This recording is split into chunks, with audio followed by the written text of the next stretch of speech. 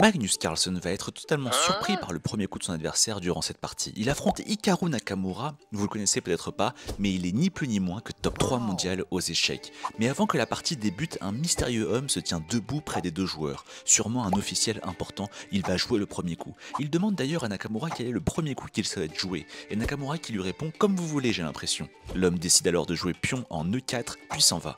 L'arbitre vient pour déclencher le match, Nakamura reprend son coup, oh, et il joue finalement pion B2 en B3.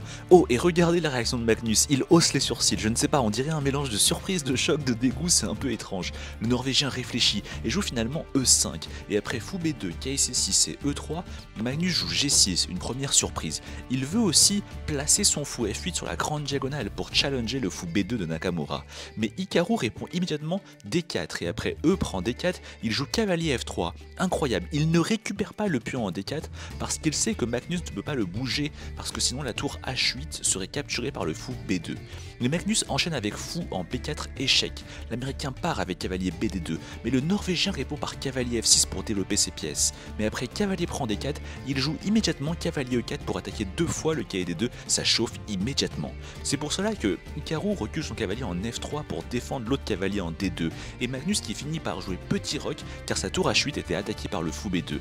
Mais ici, Nakamura va jouer un coup extrêmement étrange, dame en C1. L'idée est subtile, il veut défendre davantage la case C3 pour préparer la poussée C2 en C3 qui va lui permettre de chasser le dangereux fou B4 de Magnus. Magnus joue D5 pour prendre le centre, et après C3, fou E7, Hikaru joue finalement C4 pour réouvrir la diagonale de son fou B2. Ce sur quoi Magnus échange en D2, et après dame prend D2, on pourrait croire que Magnus pourrait remporter la dame de l'américain avec fou E7 en B4, mais en réalité, Nakamura pourrait interposer son fou B2 en C3 et ainsi sauver sa dame. C'est pour cela que Magnus joue plutôt D prend C4, lançant une séquence massive d'échanges, dont l'échange de dames. Une séquence très longue, qui se termine par cavalier A5, cavalier E5, cavalier prend C4, B prend C4, et enfin fou F5.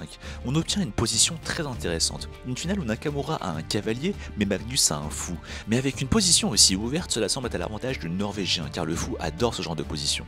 Mais Hikaru n'a pas dit son dernier mot, il joue roi en C3 pour activer son roi, ce sur quoi Carlsen joue F6, attaquant le cavalier E5 de l'américain. Hikaru recule son cavalier en F3 pour le déployer en D4, mais le Norvégien l'en empêche avec C5, contrôlant la case D4. Et après l'arrivée des tours sur la colonne D, Hikaru joue cavalier E1, un coup magnifique. Il libère la case F3 pour pouvoir jouer F3 puis E4 et ainsi chasser le fou F5 de Magnus, ce qu'il parvient à faire avant d'enchaîner avec cavalier C2 pour placer son cavalier en E3 puis en D5 où il dominera tout l'échiquier. Quelle belle séquence de la part de l'américain. Mais Magnus contre alors avec F5, il veut échanger son pion F5 contre le pion E4 pour ouvrir la position, ce qui va aider son fou. Nakamura décide de prendre en F5, Carlsen récupère et l'américain enchaîne avec F4 pour fixer le pion noir en F5, gardant la position fermée, ce qui aide son cavalier. Mais Magnus échange alors les tours en D1, puis joue tour en E8. La position est objectivement égale, mais Carlsen est réputé pour être un virtuose des finales. Va-t-il réussir à nous sortir un chef-d'œuvre à partir de rien encore une fois? Il pousse, mais Hikaru joue une séquence incroyable cavalier E1. Il veut jouer cavalier F3, puis redéployer son cavalier en E5 ou en G5, où il sera hyper actif. Magnus décide alors de calmer le jeu, il ramène sa tour en D8 pour échanger les tours. La position semble plate, mais Magnus continue avec A6, son idée est de jouer B5 pour créer un raz-de-marée à l'aile dame, mais Nakamura joue alors A4 pour empêcher la poussée B5.